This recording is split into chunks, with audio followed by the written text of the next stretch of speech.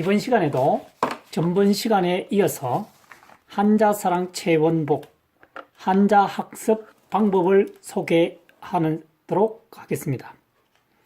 이번 시간에는 글자 하나를 정확히 이해하면 그와 관련된 글자 40개를 순식간에 암기 저장하는 학습 방법을 설명해 보도록 하겠습니다. 보다 많은 자료는 네이버 카페 한자사랑 체원복 검색해 보시길 바랍니다. 엎설막입니다. 엎설막은 이 글자는 음이 3가지입니다. 두 번째는 저물모, 세 번째는 덮을목으로 사용되는 글자입니다. 하나를 이해하면 앞서 지적한 바와 같이 관련된 글자가 45자 정도 되는데, 여기서는 이 글자 중 빈도수가 높은 것을 선별하여 20사 20자를 간략하게 설명하도록 하겠습니다. 엎설막을 분해해보면 풀초 플러스 날일, 요 해를 의미합니다. 날일, 해일, 큰데, 이 3가지의 글자로 결합이 되어 있죠. 그림을 간단하게 그려보면은 이 원둘레가 큰 풀숲입니다. 나무 곁을 이렇게 가지 이렇게 있죠. 이 속에 해가 있습니다. 그러면은 풀이를 해보면 큰데죠. 큰 풀숲에 풀초변 해가 있을 경우 반대편에서 지켜보면 해가 잘 보이지 않죠. 그래서 첫 번째로 엎설막으로 쓰입니다. 두 번째는 저녁 6시 전후 하늘에 있는 해가 정말 사라지는 경우 우리들은 흔히 해가 저물었다라고 말하죠. 해가 졌다, 해가 저물었다고 하죠. 그래서 두 번째 뜻으로는 저물모로 사용하기도 합니다.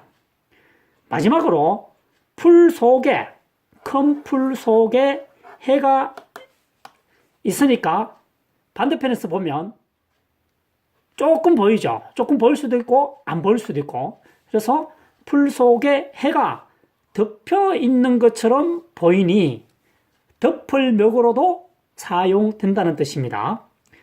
지금부터는 이와 관련된 글자 파생어를 가급적 빠른 시간 내에 설명 펼쳐 보이도록 하겠습니다.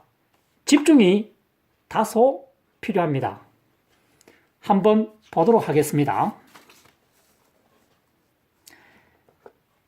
한자 근본 원리를 알면 부수적으로 쉽게 기억되는 글자 모음, 이 샘플로 4자가 되어 있습니다. 엎설막, 모두첨, 내양매, 길만. 여기도 마찬가지로 보면 이 글자 하나를 알게 되면 20자, 다첨자를 알게 되면 15자, 매양매자를 알게 되면 13자, 길만 끌만자를 알게 되면 8자.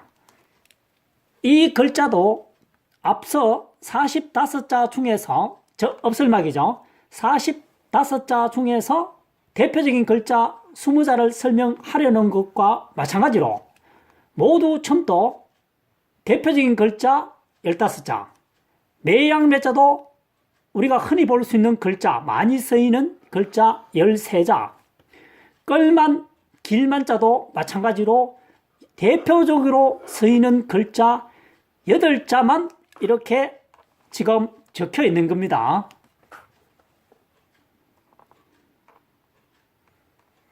그러면 본론으로 들어가서 엎설막의 글자 하나를 이해하게 되면 20자를 쉽게 저장, 기억할 수 있다고 설명을 드렸는데 직접 확인해 보도록 하겠습니다. 1번 업설막입니다. 업설막이죠.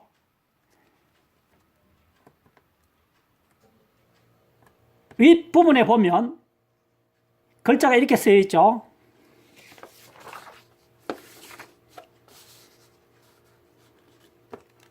이 글자가 진면입니다. 밑에 남은 글자가 뭐죠? 업설막이죠. 집에 아무도 없다는 뜻입니다. 글자가. 집에 아무도 없으니까 조용하다, 쓸쓸하다는 의미죠. 그래서 조용할 막, 쓸쓸할 막이 됩니다. 두 번째 글자. 달월자가 옆에 달월변에 업설막이죠. 여기 막입니다. 막입니다. 막이라고 하는 것은 신체 부분 중에서 이렇게 구분해 주는 법이죠. 얇은 막. 구분이 되죠.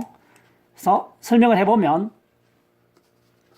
신체 중 구분하는 기능을 얇게 막아주는 거죠.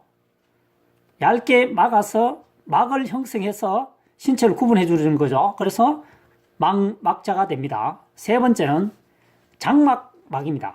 3번 업설막 플러스 수건글입니다. 이 글자가. 수건은 천으로 만들었죠.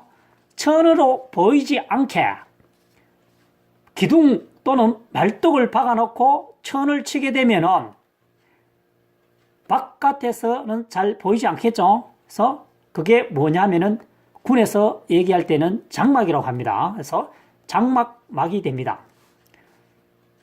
4번 차절모입니다. 손수변이죠. 손수변 업설막.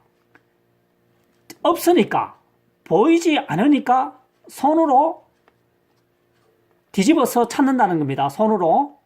2000년 전후에는 생활 도구가 굉장히 간단했죠. 어떤 게 있었냐? 낫, 곡괭이, 삽 정도입니다. 그래서 잘 보이지 않을 때는 이쪽 저쪽 돌아다니면서 손으로 뒤집어서 찾는다는 것입니다. 그래서 차절모입니다. 다음에 5번에 보면 사막막이라고 되어 있죠. 물수변입니다. 업설막이죠. 물이 없는 지역이 어디입니까? 사막이죠. 6번으로 넘어갑니다. 꾀할모입니다. 말씀음변에 이거는 꾀모자죠. 그래서 없는 것을 말을 하면서 뭔가 찾아낸다. 그래서 꾀할모가 됩니다. 글자가 잘못 써져 있죠. 업설막입니다. 7번 베끼다, 복사하다 이런 뜻이죠. 옆에서 훔쳐 쓰다 이런 뜻입니다. 그래서 7번에 보면 손수가 밑에 되어 있죠.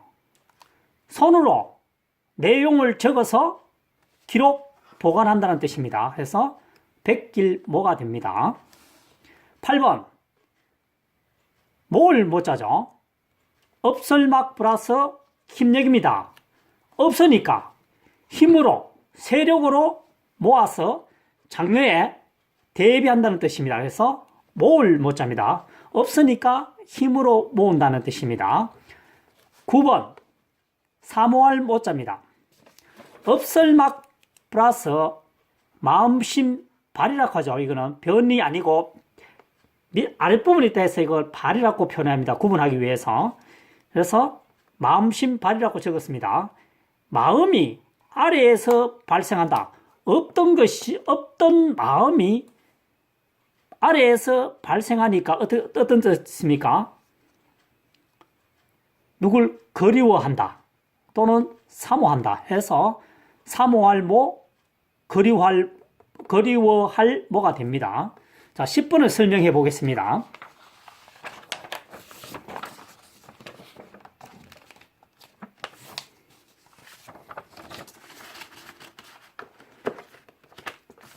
10번을 보시면 점을 봅니다.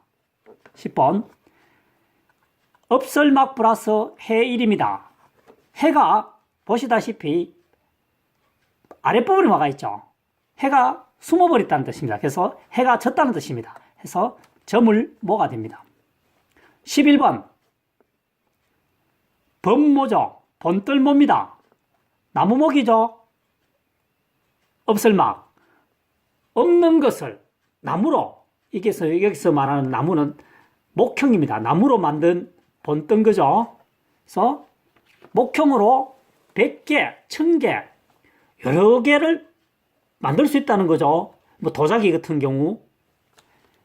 그래서 본뜰모입니다. 13번. 12번이죠. 애벌모자입니다. 애벌모. 여자여 플러스 업설막입니다. 여자에 있어서 없어서는 안 될 것은 미모라는 뜻입니다.